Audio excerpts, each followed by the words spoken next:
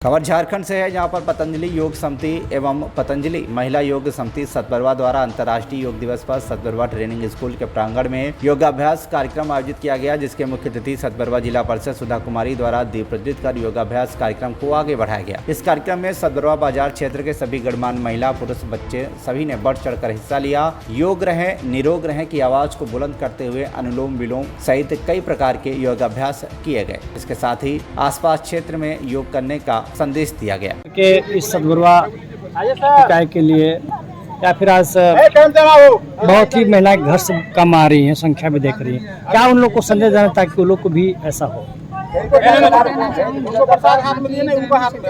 प्रकार से भागम भाग की हमारी जिंदगी हो गई है और जिस प्रकार से हम लोग सभी अनेक प्रकार के रोगों से ग्रसित हैं, उसका एक ही उपाय है कि हम लोग करें योग और रहे निरोग।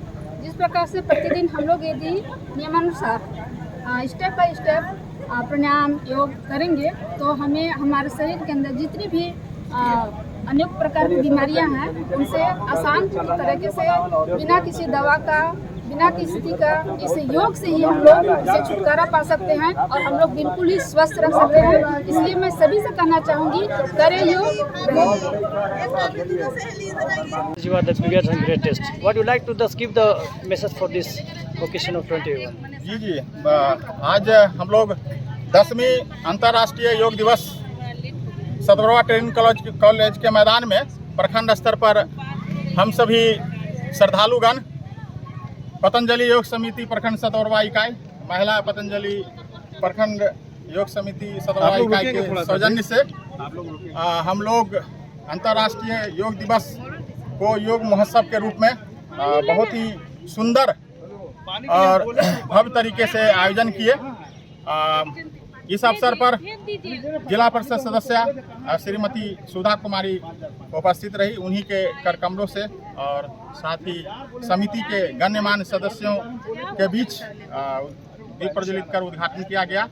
और हम चाहते हैं कि इसी ढंग से योग महोत्सव हर वर्ष होते रहे और इस योग महोत्सव के अवसर पर योग से परिचित हो और योग को अपनाएं और योग को एक जीवन पद्धति का अपना हिस्सा बनाएं, क्योंकि योग से ही शरीर निरोग हो सकता है।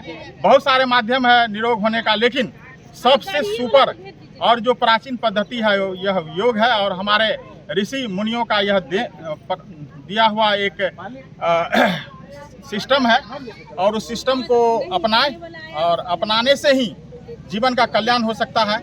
और जितने भी चीज़ें हैं जीवन को सुचारू रूप से चलाने के लिए वह उसका एक माध्यम योग है और योग को अपनाएं और योग करें और निरोग रहे। इसी के साथ अपनी वाणी को समाप्त करते हैं। बहुत बहुत धन्यवाद। सतबरवा पलामू से राजीव सोनी की रिपोर्ट, TV1 इंडिया न्यूज।